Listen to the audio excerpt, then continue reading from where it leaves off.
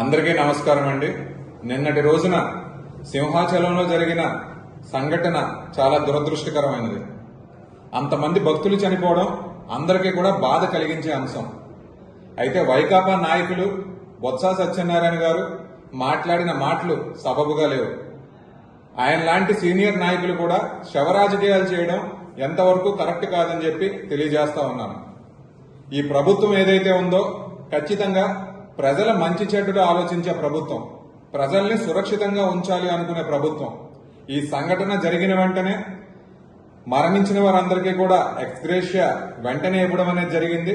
అట్లాగే వీటి మీద ఒక థరో అండ్ డీప్ ఇన్వెస్టిగేషన్ చేయడానికి కూడా ప్రభుత్వం పూనుకుంది అని ఈ సందర్భంగా తెలియజేస్తున్నాను. కూటమి ప్రభుత్వం ఇటువంటి సంఘటనలు మళ్లీ జరగకుండా ఖచ్చితంగా చూసుకుంటుంది.